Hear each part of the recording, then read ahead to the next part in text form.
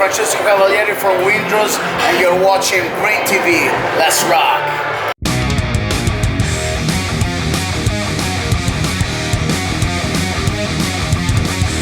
Really, really nice to meet you today. How are you doing? How was the show? The show, to be honest, was like a gamble for us because it's the third time that we play in Finland and we didn't know what to expect. So we were super excited to play here because obviously Scandinavia is the holy ground of metal. I mean, there is more metalheads than people listening reggaeton or this kind of bitch. No, I'm joking. Anyway, the thing is that you never know what to expect, but today I saw that the love for our project really grew a lot through these years, and at some point I got also a lot emotional. Yeah, I can imagine. So I was very happy. It's I mean, these kind of power metal bands with a certain very specific theme, that life is just a whole bunch of fun and one big party. I feel when it really connects with the Finnish crowd, it really connects. Yeah, usually it takes a little bit more because at 3.5 there was not much time to drink and be drunk enough, no? To enjoy the experience 100%. But I guess that the people, I mean, the square was full in front of the stage, very crowded, and we are really, really happy to have this opportunity to be here. It's a very good festival. Yeah, a very good feeling. The vibrations that you have with the people is fantastic. That's very good to hear, and well, you get another chance at partying with the Finnish crowd, because it was yesterday, I believe, announced that you're going to be touring with Powerwolf. So we will be on tour with Powerwolf and Hammerfall in next year in February. So there will be for sure a chance to come back here and all around the north of Europe. So it will be very cool. They are all cool guys. I mean, Hammerfall is a piece of history, Hammerfall, no? And they are very, very good on stage. I mean, I wish we can make a career like that, no? And Powerwolf, they are, let's say, relatively new, but they became, in the last 15 years, one of the biggest reality of metal in the international business. So I mean, they're headlining today, so yeah, I mean, so it's a very strong package. Yeah, I was just gonna say the same. Now you got to play here at Tuska Festival finally. You get to do a whole bunch of really cool festivals this summer still. For you guys as Windrose, how is it to play festivals, like compared to? I mean, for me, I'm the singer, no? So actually tours are more stressful. Okay, I'm a very anxious person and very, every feeling that I leave it 200%. So if I'm under stress, I usually work good under stress, but tours are very stressful for me. Festivals feels like to be, on vacation. You go one day before, you got a nice hotel, and then you relax, no? Sauna here in Finland, or a swimming pool, or stuff like this. And also we enjoyed the weather here because it's very chilly, and the rest of Europe is like 30 plus degrees, we are melting, in our houses, and here we arrived and it was cold. I was like, oh, thanks God. So for me, being a festival is fantastic. You find a lot of people that want just to have fun, and you don't have to care about anything. So if I'm talking too much, let me know. No worries, all good. you're saying that you're really enjoying festivals. That it feels a bit like a holiday or anything. Like, are there any like shows at like past festivals that you've played that like have like really fun memories of? Let's say that for the moment, the biggest that we played is last week. We played in Hellfest, so probably Hellfest at 11:30. It was crazy. We were on the second stage, the tempo, and there were actually 15,000 people in front of the stage, and another 15,000, 20,000 outside the temple watching the screens. And they were mad because the temple was, the tent was full and they couldn't enter, no? So for us that show was like realizing that we have a lot of people that love us all around the world, and it's amazing. Really cool to hear for you guys. You like I mentioned already, like you're going to still do a bunch of really cool festivals this summer. Like was it next week?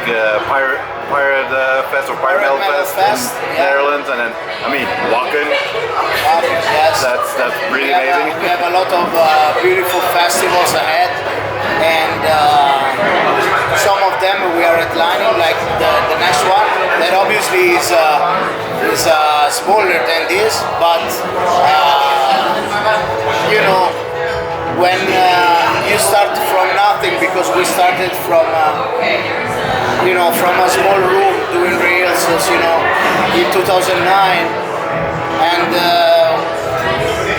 personally I always talk about where I want to be, and I wanted to be here, and now that I'm here, for me it's like to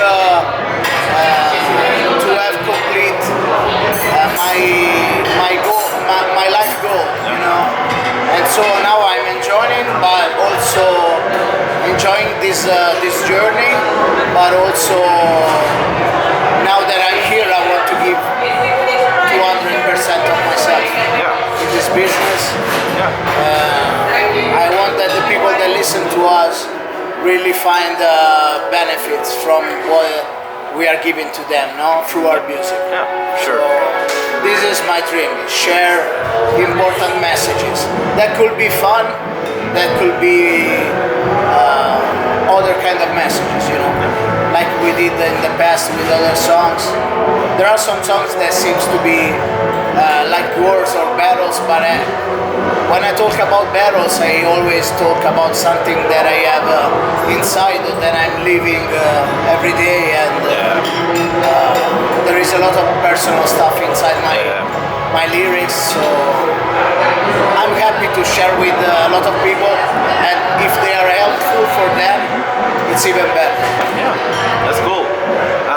One of the festivals that you're playing this summer as well is a festival that is quite near and dear to GRIMM Alcatraz in Belgium. You played there 2 years ago, right? We played a couple of years ago, yes. Yeah, just the year that on the main stage. I remember seeing you guys, and it was. You had a quite nice crowd there too. Yeah. And I just recall that one moment where you put a little bit of your techno version of Diggy Diggy Holland. How amazing it was to see a metal crowd erupt on like basically pure techno.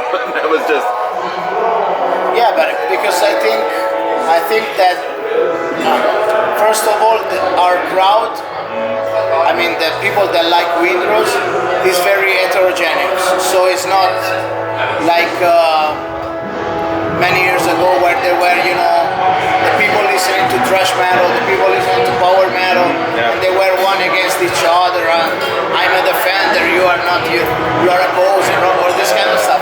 Now metal is more for everyone. We have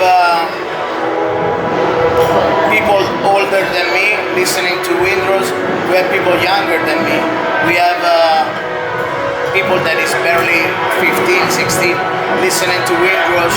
We have kids with their parents coming to our show, and we have also metalheads, we have gamers. I mean, so I think that nowadays the Windrose crowd it's a crowd that don't have any prejudice. There's no form, there's no dress code to be one of the Windrose family. You just need to have a big passion for music, and you are one. And it really kind of radiates of you guys when you're on stage. That kind of like, just like, hey, we're here to have like a good metal party. Everyone's welcome. And like I talked with several of my friends, older, younger, that didn't really know you guys before seeing you at Alcatraz, that were like, after seeing you, like, dude, that was amazing. That's like new favorite band. Like, so that's just pretty cool to see. Like that it goes beyond. Like I know there's been metalheads that have been talking about you guys like, it's just that meme band.